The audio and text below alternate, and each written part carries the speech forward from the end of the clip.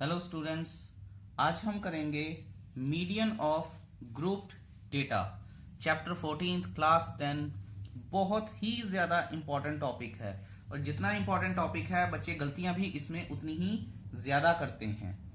ठीक है, इसको बड़े आराम से और ध्यान से समझते हैं कि मीडियन होता क्या है। मीडियन एक डेटा की मिडल मोस्ट वैल्यू को कहते हैं हम मीडियन। अगर आपको याद होगा, हमने क्लास 9 में मीडियन ऑफ मीडियन जो है सेंट्रल टेंडेंसी का हमें कैसे पता चलता था। तो हमारे पास प्लीज डू रिकॉल 9th। ठीक है, हम यहां लिखते थे कि इफ n इज ऑड, अगर n मतलब टोटल नंबर ऑफ ऑब्जर्वेशन। सबसे पहले अगर आपको याद होगा तो हम डेटा को असेंडिंग ऑर्डर में लगाते थे, असेंडिंग ऑर्डर में लगाना। ठीक है, मुझसे किसी बच्चे ने पूछा भी था कि सर असेंडिंग की जगह डिसेंडिंग में भी लगा देंगे तो कोई फर्क तो नहीं पड़ेगा। तो उसका जवाब है नहीं पड़ता है, लेकिन हम एक रूल बना लेते हैं कि इस डेटा को असेंडिंग ऑर्डर में लगाते हैं। असेंडिंग ऑर्डर में लगाने के बाद हम उसकी टर्म्स को गिनते हैं। If number of terms of that data is odd, तो जो मीडियन होता था हमारा वो होता था n+1 upon 2th value of data. ये होता था मीडियन। और उसके बाद हमने किया था कि if n is even, if n is even तो क्या होता है 1/2, उसके बाद n/2th value plus n/2 plus 1th value. ठीक है, और जो भी वैल्यूज आएंगी उसको 2 से डिवाइड कर देंगे। अब याद रखेंगे ये बात, अगर आपको नहीं समझ में आ रही है क्लास 9 के बुक्स खोलिए, उन्हें जरूर देखिए, बिकॉज मीडियन समझने के लिए हमें ये चीजें पता होनी जरूरी हैं। हाउएवर, अब हम बात करते हैं कि मीडियन को ग्रुप्ड डेटा में कैसे निकाला जाता है। सबसे पहले मीडियन को ग्रुप डेटा में समझने के लिए मैं आपको कुछ चीजें समझानी चाहूंगा। एक टर्म होती है क्यूमुलेटिव फ्रीक्वेंसी। जब ग्रुप डेटा है, ग्रुप डेटा का मतलब उसमें हमें फ्रीक्वेंसी भी मिलेगी। अगर फ्रीक्वेंसी मिलेगी तो उसका मतलब क्या है कि क्यूमुलेटिव फ्रीक्वेंसी भी हो सकती है। अब ये क्यूमुलेटिव फ्रीक्वेंसी कई बच्चों के लिए बिल्कुल नई टर्म है। जिन्होंने तो 9th थोड़ी सी एडवांस लेवल पे की है, they must be aware about this. तो मैं आपको थोड़ा सा बताता हूं कि what do we understand by cumulative frequency. मान लीजिए मेरे पास एक डेटा है, लेट्स से ये ध्यान से देखेंगे, मार्क्स ऑब्टेन्ड। ऐसे ही एनसीईआरटी की एग्जाम्पल नहीं है, जस्ट डेटा दिया है एनसीईआरटी में, मैं वहीं से उठा रहा हूं सो दैट बच्चों को दिक्कत ना हो।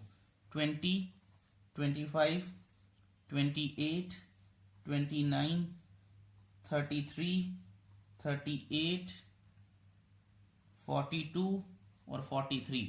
क्योंकि ये XI है तो सबसे पहले मुझे ये देखना है कि क्या ये असेंडिंग ऑर्डर में लगा है। 20, 25, 28, 29, 33, 38, 42, 43। हाँ, ये असेंडिंग ऑर्डर में लगा है। इसके बाद मैं फ्रीक्वेंसी इंडेक्स लिख लेता हूं इसका, जो है number of students which is FI। ठीक है, ये हमारा नॉर्मल सारा डेटा है। यहाँ पे क्लास इंटरवल्स भी हो सकती थी, वो आगे देखते हैं। तो यहाँ पे जो डेटा है वो ये है 6, 20, 24, 28, 15, 4, 2, 1। ठीक है जी, इसको टोटल कर लेंगे। सो ये अभी तक हम पढ़ के आए हैं सिग्मा FI होता है। सिग्मा FI को n भी लिखते हैं, तो आपको ये बात भी नहीं यहां से पता चली है तो ध्यान रखेंगे। टोटल हो जाता है 10, 18, 23, 27, 30, 3, 10, तो 100 हो गया। अब हम लिखेंगे क्यूमुलेटिव फ्रीक्वेंसी। बच्चों को बहुत परेशानी आती है, सो प्लीज ध्यान से देखिएगा। ठीक है जी, यहां पे 6 के ऊपर क्या है, 6 के ऊपर अगर कुछ नहीं है तो 0 होता है। तो मैं हमेशा बताता भी हूं कि वैसे हम नॉर्मली बोलते हैं कि जिसका कोई नहीं होता उसका भगवान होता है। ठीक है, मैथमेटिक्स में जिसका कोई नहीं होता है उसका या 0 होता है या 1 होता है।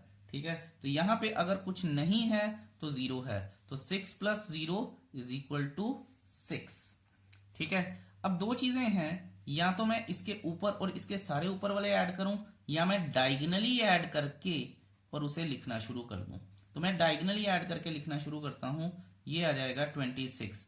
अब देखिए, मैं आपको यही बताया था कि या तो मैं ऊपर वाले सारे ऐड करूं इंक्लूडिंग दिस 24 + 20 44 + 4 विच इज 50, या फिर मैं डायगोनली ऐड करके इसे लिखना शुरू करूं। देखिए 24 + 26 50, इसीलिए डायगोनली ऐड करना is always fruitful to find cumulative frequency. अब ये देखिए कि इसको मैं डायगोनली ऐड करूंगा और लिखूंगा 78, इसको डायगोनली ऐड करूंगा और लिखूंगा 93, इसको डायगोनली ऐड करूंगा और लिखूंगा 97, एंड दिस 99, एंड दिस 100।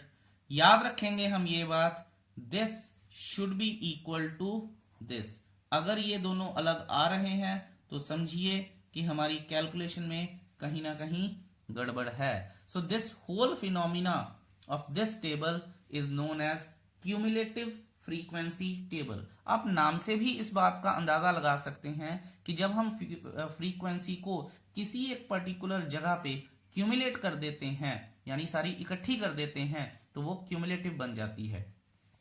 यहां तक इसके ऊपर जितनी भी फ्रीक्वेंसीज थी ऐड किया तो 6 आया, यहां पर इसके ऊपर जितनी भी फ्रीक्वेंसीज थी तो ऐड किया 26 आया, इसके ऊपर जितनी भी थी तो ऐड किया तो 50 आया, इसके ऊपर सभी को क्यूमुलेट किया तो 78 आया, इसके ऊपर सभी को क्यूमुलेट किया तो 93 आया, इसके ऊपर सभी को क्यूमुलेट किया तो 97 आया, and then 99 and then 100। I hope the cumulative frequency phenomena is quite clear to you. अगर फिर भी कोई दिक्कत है तो मुझसे जरूर पूछिएगा। चलिए अब कुछ और करते हैं। अब हम कुछ बड़ा इंटरेस्टिंग सीखते हैं, और इसका फायदा आगे हमें ओजीव को ढूंढने में भी मिलेगा और मीडियन के क्वेश्चंस करने में भी मिलेगा। चलिए, मैं पेज नंबर 279 पे एक डेटा दिया है, मैं उसे वैसे ही लिख रहा हूं।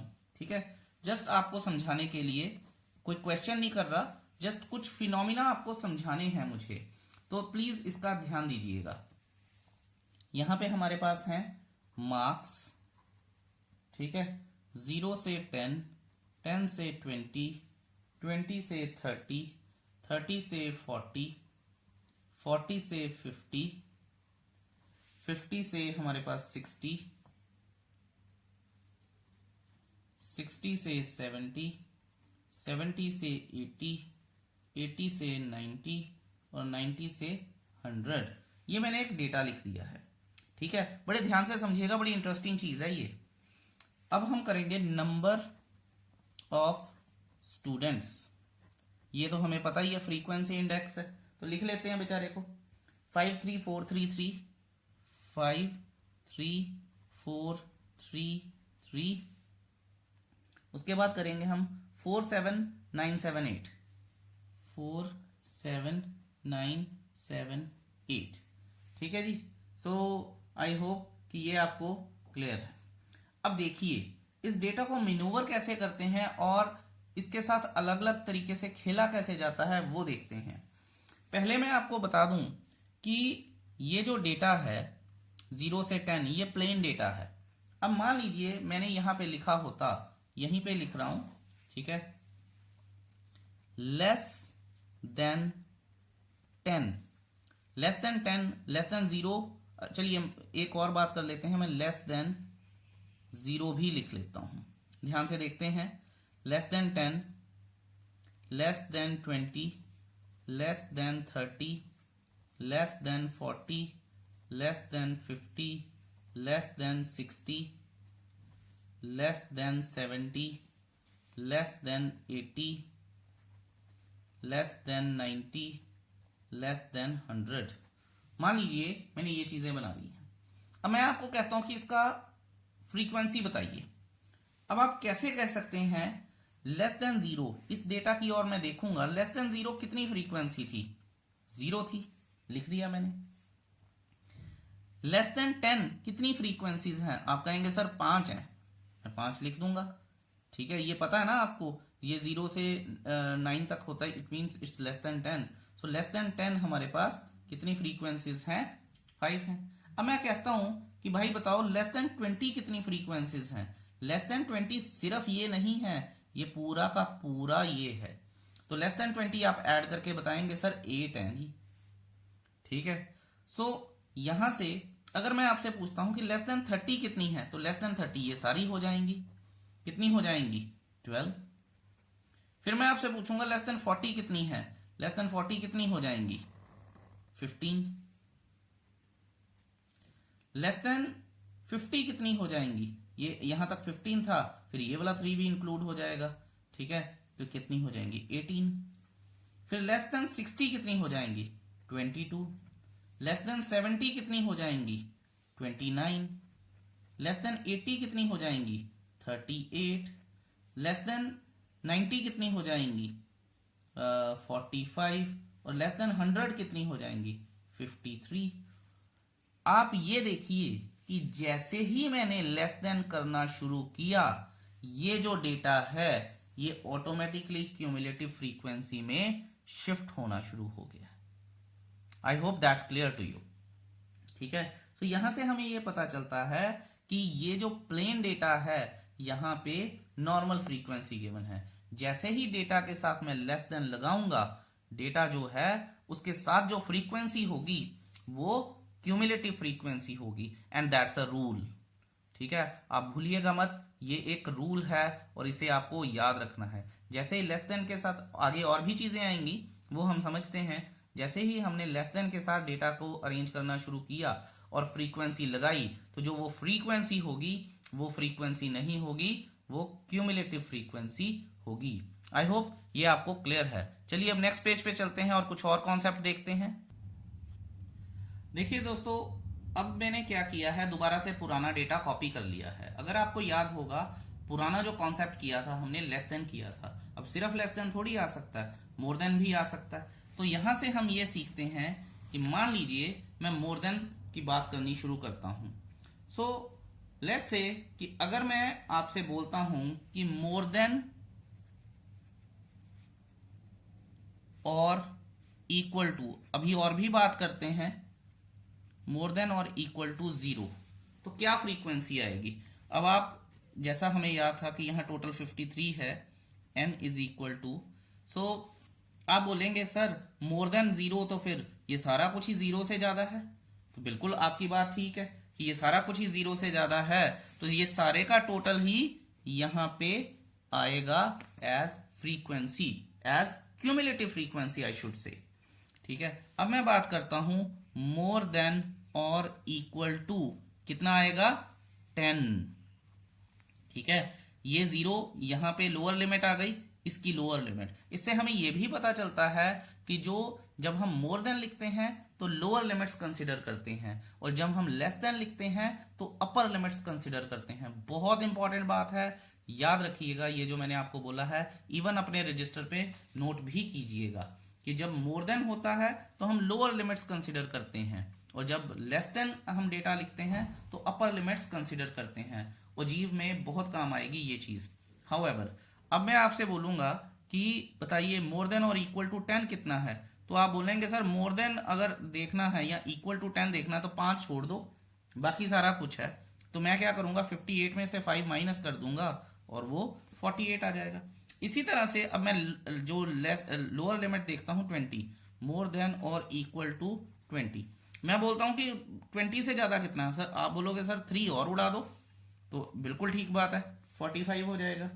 तो मोर देन और इक्वल टू 30 में आप बोलोगे सर 4 और उड़ा दो, और क्या करना है, बिल्कुल ठीक बात है, ठीक है।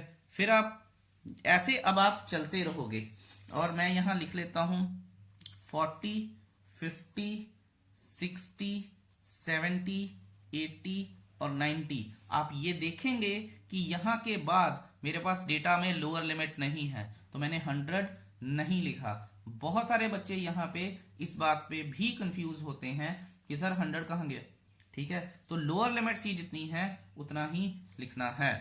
अच्छा, यहां 41 लिख लूंगा, अब मैं माइनस करूंगा तो 3 माइनस हो जाएंगे, फिर 3 माइनस हो जाएंगे, उसके बाद कितने 4 माइनस हो जाएंगे, उसके बाद हमारे पास फिर 7 माइनस हो जाएंगे, फिर 9 माइनस हो जाएंगे, और फिर हमारे पास आई थिंक 7 माइनस हो जाएंगे। और आप ये देखिए कि ये और ये शुड बी सेम। अगर ये सेम नहीं आ रहे हैं तो हमने कहीं ना कहीं पे गलती की है। This is something I have taught you how to convert a data in more than और इक्वल टू और लेस देन। आप ये भी एक बात देखिए कि मैंने जब डेटा को चेंज किया है तो मैंने लेस देन और इक्वल टू नहीं लिखा है, मैंने सिंपल लेस देन लिखा है। ये बात मत सोचिएगा कि सर भूल गए या गलती हो गई, ऐसा कुछ नहीं है। वहां पे लेस देन था तो लेस देन लिखा गया क्योंकि रूल होता है। मोर देन और इक्वल टू है इसीलिए मोर देन और इक्वल टू लिखा गया क्योंकि रूल होता है। ठीक है, वो रूल क्यों होता है वो हम आगे इसके ऊपर बात कर सकते हैं, लेकिन अभी के लिए आपको ये बात याद रखनी है। इसके अलावा मैंने बताया था कि जब हम मोर देन डेटा में कन्वर्ट करते हैं तो हम क्लास इंटरवल की लोअर लिमिट कंसिडर करते हैं, और जबकि हम लेस देन डेटा में कन्वर्ट करते हैं तो हम क्लास इंटरवल की अपर लिमिट कंसिडर करते हैं। जैसे मैंने लिखा था लेस देन 10 तो अपर लिमिट कंसिडर की थी। ठीक है, सो इस बात का आप विशेष ध्यान रखिएगा। अगर आपको फिर भी कोई क्वेश्चन है do get back to me. ठीक है, एक और बात मैं आपको बतानी चाहूंगा, सिर्फ लेस देन मोर देन नहीं होता, कभी कभी बिलो भी होता है और अबव भी होता है। जब भी ऐसी चीजें भी आ जाएंगी तो आपको उसी वक्त समझ जाना चाहिए कि हमारे पास ये जो फ्रीक्वेंसी टेबल गिवन है ये क्यूमुलेटिव फ्रीक्वेंसी टेबल गिवन है, ये सिंपल फ्रीक्वेंसी टेबल नहीं गिवन है। I hope you will remember this. ठीक है, यहां पे आपको ये सारी चीजों का पता होना चाहिए। फिर भी अगर डाउट है प्लीज मुझसे बात कीजिएगा, बहुत ज्यादा इंपॉर्टेंट टॉपिक है। अब हम करेंगे एग्जाम्पल नंबर 7 और उसे ध्यान से देखेंगे। Let me right the statement first. चलिए, मैंने जैसे कि आपको बताया था कि स्टैट्स का कोई भी काम करने से पहले हमें फॉर्मूला पता होना चाहिए, तभी तो हमें पता चलेगा कि क्या क्या लेके आना है।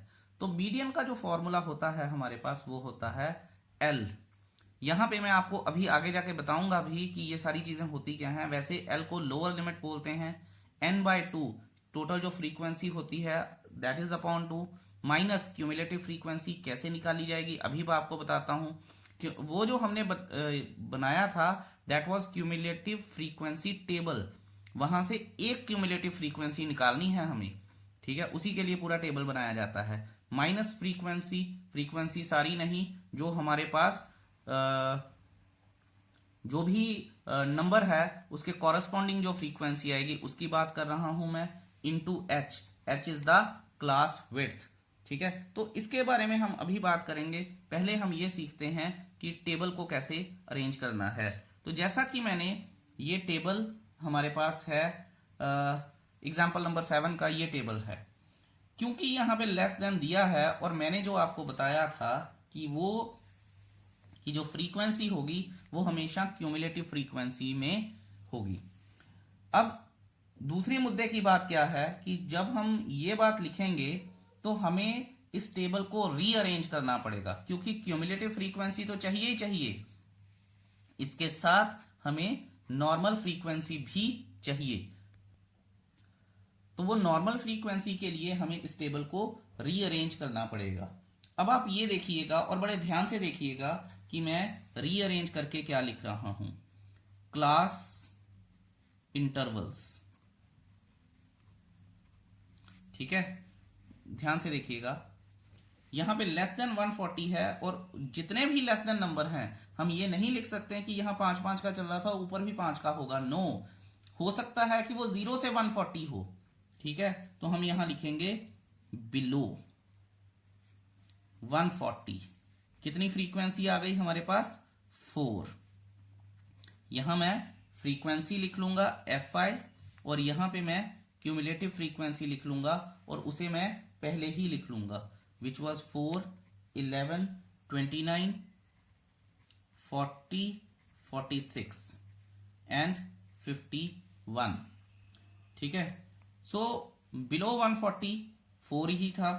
अब उसके बाद अब ये नॉर्मल क्लास इंटरवल में चेंज हो जाएगा। अब 140 से 145। ठीक है, ये मैं माइनस कर लूंगा। यहां पे जैसा कि लिखा था 11 minus 4 comes out to be 7, या मैं यहां से भी माइनस कर सकता हूं। 11 माइनस 4 इज 7। अब 140 टू 150 ये दोनों माइनस कर लूंगा मैं, 18 आएगा। फिर 150 टू 155 ये दोनों माइनस कर लूंगा मैं, तो 11 आएगा। 155 टू 160 ये दोनों मैं माइनस कर लूंगा, तो मेरे पास 6 आएगा। 160 टू 165 ये दोनों मैं माइनस कर लूंगा, तो 5 आएगा। आप इसका टोटल करके देखिए, जो मैं आपको करके बताता हूं, तो 51 ही आना चाहिए। 4, 11, 19, 20, 26, 31, 3, 4 और 5, ये देखिए। और ये हमारे पास क्या आ गया, n आ गया, मींस टोटल ऑफ फ्रीक्वेंसी। ये हमारे पास, ये जो हमने रिक्रिएट किया है टेबल को, that is how we rewrite और रिक्रिएट द टेबल। ये हमारे पास एक्चुअल में ओरिजिनल टेबल होगा जो हमने बनाना था, और ऊपर से जो लेस देन वगैरह दिया था वो उसने हमें चेंज करके टेबल दिया था। तो he wanted us to make the original table and then solve the question. अब देखिए, मैं जो कि मीडियन का फॉर्मूला लिखा था मैं वो दोबारा लिख लेता हूं। L plus n by 2 minus C F upon F bracket में इंटू एच। ये मैंने लिख लिया है सारा कुछ, बड़ी अच्छी बात है। अब मैं क्या करूंगा, ढूंढना शुरू करता हूं। सबसे पहला काम जो होता है मेरा, वो होगा n बाय 2 ढूंढना। याद रखेंगे 51 अपॉन 2 इज इक्वल टू 25.5। ठीक है बच्चों, अगर आपको ये चीज समझ नहीं आएगी तो आप बार बार उसमें देख सकते हैं। अब मैं देखता हूं 25.5 के बाद मुझे क्या देखना है। I will go to cumulative frequency table, जो कि मेरा यहां पे है। मैं क्यूमुलेटिव फ्रीक्वेंसी टेबल में गया, 25.5 के जस्ट नीचे कौन सी वैल्यू है, 25.5 के नीचे जस्ट नीचे 29 है। 29 के ऑपोजिट क्या है, 18 है। सो मैं यहां लिखूंगा जो मेरी फ्रीक्वेंसी हो जाएगी, फिर जो ये वाला जो f है वो क्या आएगा, 18 आ जाएगा। ठीक है, आप इसे लिख भी सकते हैं f यहां पे भी। उसके बाद जस्ट इसके ऑपोजिट क्या है, क्लास इंटरवल है, और क्लास इंटरवल में लोअर लिमिट क्या है, 145। तो अब आप यहां नेक्स्ट पेज पे लिख भी सकते हैं L is equal to 145। I hope कि ये चीज आपको क्लियर है। अभी आप ये देखिए कि फॉर्मूले में हमने ये भी निकाल लिया, ये भी निकाल लिया, ये अभी नहीं निकला है। तो ये देखते हैं। अब आप ये देखिए कि 29 के ऑपोजिट 18 था, 18 से मैं डायगनली ऑपोजिट जो भी मेरे पास क्यूमुलेटिव फ्रीक्वेंसी में वैल्यू आएगी, that will be my CF। तो इस केस में क्या आई थी हमारे पास, 11।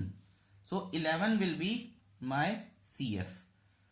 आई होप कि आपको ये चीज पता चली है। और रह गया H क्या होती है, width of the class interval, वो है 5। अब इन सारी वैल्यूज को मैं आपको दोबारा बोल रहा हूं, आपकी कैलकुलेशन टॉप क्लास होनी चाहिए। ठीक है, अगर नहीं आती हैं तो प्लीज उन पे काम कीजिए। अब मैं मीडियन निकालूंगा, वैल्यूज को टेबल में इंसर्ट करूंगा।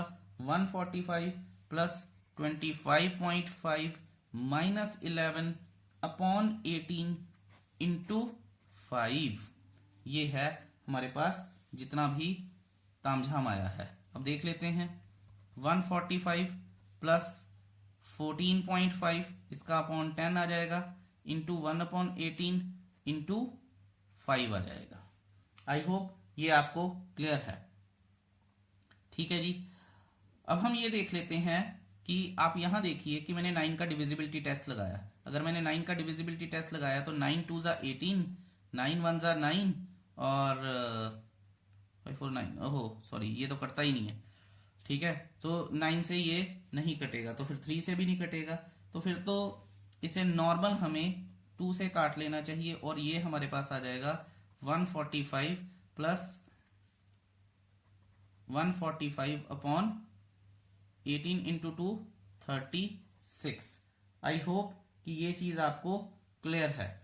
अगर नहीं है तो मुझे जरूर बताइएगा। अब अगर हमें 36 का टेबल आता है तो बहुत अच्छी बात है, नहीं आता है तो चीजों को दूसरी तरह से करना पड़ेगा। Either which way you are comfortable. मैं कंफर्टेबल हूं 36 का टेबल से।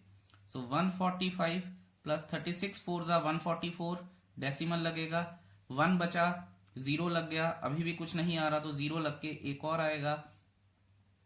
36 2 जा 72, हमारे पास क्या बना था 100। ठीक है, 100 के साथ एक 0 और लगाएंगे। सॉरी 28 आया, उसके साथ एक 0 और लग जाएगा तो अराउंड 7 आ जाएगा। हमें तो 2 डेसिमल प्लेसेस तक निकालना होता है, तो मैं इसे अप्रोक्सीमेट कर देता हूं 149.03। That is my median. I just hope कि ये आपको समझ आ गया होगा। अब इसके बाद जो बच्चे सबसे बड़ी गलती करते हैं वो क्वेश्चन की स्टेटमेंट पूरी तरह से नहीं पढ़ते हैं। यहां पे उसने लिखा था कि क्वेश्चन में लिखा है उसने, आप एग्जांपल नंबर 7 की स्टेटमेंट पढ़ेंगे तो उसने लिखा है फाइंड द मीडियन हाइट। तो यहां हम लिखेंगे therefore median height is 149.03 centimetres. ये मेरा कंप्लीट आंसर हुआ and no one can deduct any marks now. I just hope कि आपको ये चीज क्लियर है। इससे नेक्स्ट क्वेश्चन वो बड़े ध्यान से पढ़िएगा, बड़ा इंपॉर्टेंट क्वेश्चन है, लंबा क्वेश्चन है, मुश्किल क्वेश्चन है, पेपर में आने लायक 100% आने लायक क्वेश्चन है, तो इसे आप ध्यान से समझिएगा। लेकिन अगर आपको ये नहीं आया है, वीडियो पॉज कीजिए, उसे दोबारा देखिए और तब तक देखिए जब तक आपको समझ नहीं आता है। अब हम करते हैं example number 8। Please pause the video and note everything. अब हम करेंगे example 8। Let me right the statement. Okay, example 8 की मैंने स्टेटमेंट लिख ली है, जो भी डेटा दिया है वो लिख लिया है। एग्जाम्पल 8 कहती है the median of the following data is 525। So median is already given to us. उसके बाद उसने बोला है find the values of X and Y if the total frequency is 100। तो n जो है वो 100, वो उसने हमें पहले ही दे दिया है। अगर आपको याद होगा कि अगर लेस देन मोर देन का डेटा था तो मैंने उसे सिंपल डेटा में कन्वर्ट किया था। इस यहां पे उसने ऑलरेडी मुझे क्लास इंटरवल से शुरू करके सिंपल डेटा में क्वेश्चन बना के दे दिया है, तो मुझे सिर्फ क्यूमुलेटिव फ्रीक्वेंसी निकालनी है। लेट्स सी कि मैं क्यूमुलेटिव फ्रीक्वेंसी कैसे निकालता हूं। अब ये आएगी मेरे पास 2 plus 5 diagonally 7 plus x 19 plus x 36 plus x और 56 प्लस एक्स और 56 प्लस एक्स प्लस वाई और फिर आएगा 65 प्लस एक्स प्लस वाई और 72 प्लस एक्स प्लस वाई और 76 प्लस एक्स प्लस वाई। ठीक है जी, ये मेरे पास आ गया। और आपको अपनी कैलकुलेशंस पे बहुत ज्यादा विश्वास करना पड़ेगा। अब यहां पे क्योंकि मुझे पता है कि ये दोनों चीजें इक्वल होती हैं, इफ यू रिमेंबर, तो मेरे को क्या पता है n is equal to 76 plus X plus Y और n कितना है 100 है। 100 is equal to 76 plus X plus Y और उसके बाद मैं लिख लूंगा कि x plus Y is equal to 100 minus 76 which comes out to be 24। अब जो सबसे इंपॉर्टेंट चीज है, ध्यान दीजिएगा जो मैं बोल रहा हूं, यहां मैं लिखने भी जा रहा हूं since median of data is 525 given है। ठीक है, गिवन है ना। Therefore median lies in the class interval. और क्लास इंटरवल कौन सी, जिसमें 525 लाई करेगा। 525 किस में लाई करता है, इसमें लाई कर रहा है, तो मैं लिख दूंगा in the class interval 500 to 600। अब नेक्स्ट पेज पे मैं लिखता हूं देयरफॉर जो हमारे पास L हो जाएगा वो कितना हो जाएगा 500 हो जाएगा। अब यहां से जो 500 है, अब मैं आपको फटाफट से बताता हूं। ये जो है हमारे पास, ये फ्रीक्वेंसी हो जाएगी, डायगनली अपोजिट क्यूमुलेटिव फ्रीक्वेंसी हो जाएगी। n/2 मैं निकाल ही लूंगा, 100/2 करके 50, और h क्या है मेरे पास 100 है। सो मैं सारा डेटा अब लिख सकता हूं। तो देखते हैं कि हमें क्या क्या लिखना है। याद रखेंगे फ्रीक्वेंसी इज 20। तो फ्रीक्वेंसी जो है वो 20 है मेरे पास। क्यूमुलेटिव फ्रीक्वेंसी जो है वो मेरे पास आएगी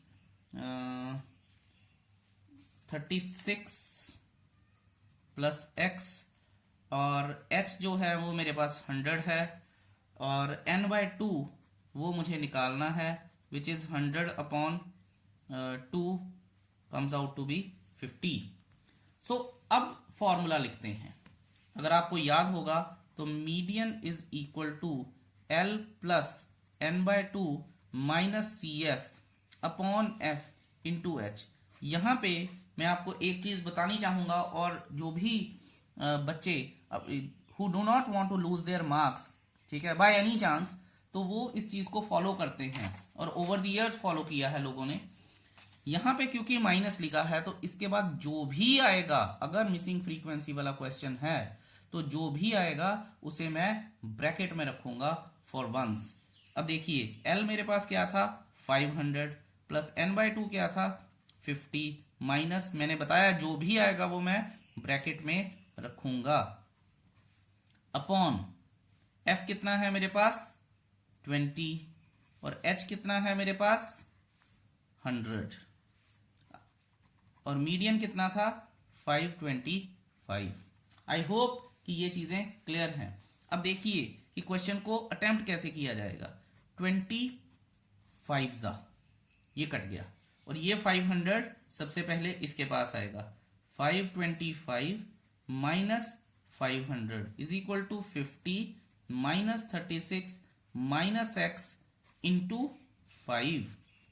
आई होप कि ये क्लियर है आपको। अब आप ये देखिए कि 25 upon 5 is equal to 14 minus x। ये वाला जो 5 है ये नीचे आ गया, तो ये कट गया। x is equal to 14 minus 5 is equal to 9। अगर आपको याद होगा हमने ये वैल्यू निकाली थी अपना x plus Y is equal to 24। इसे मैं 1 इक्वेशन दे देता हूं। अब मैं बोलूंगा कि पुटिंग या substituting chapter 3, substituting value of x in 1, और वो क्या था x plus Y is equal to 24 था, यानी 9 plus Y is equal to 24, और y क्या आ जाएगा 24 माइनस 9 मीन्स 15, और x और y की वैल्यू तो ढूंढनी थी, therefore x is equal to 9 and y is equal to 15। That is my answer. I hope कि ये चीज आपको क्लियर हो गई है। अच्छा, एक छोटा सा एक टॉपिक है हमारे पास, empirical relationship between the measures of central tendency. आपको ये तो पता ही होगा कि मेजर्स ऑफ सेंट्रल टेंडेंसी जो होते हैं वो मीन, मोड, मीडियन होते हैं। तो अगर मेरे पास कोई डेटा नहीं दिया है, कुछ भी नहीं दिया है, मेरे पास सिंपल मीन, मोड, मीडियन या इनमें तीनों में से कोई एक मिसिंग है और वो पकड़ा दिया है, और आपको बोला गया है कि बाकी जो मिसिंग है वो ढूंढ दो, तो मैं यहां पे ये बात करता हूं, द एम्पिरिकल रिलेशनशिप, जो एम्पिरिकल रिलेशनशिप होता है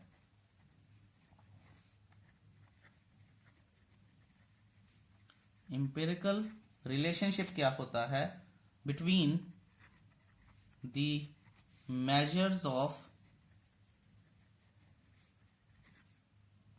सेंट्रल टेंडेंसी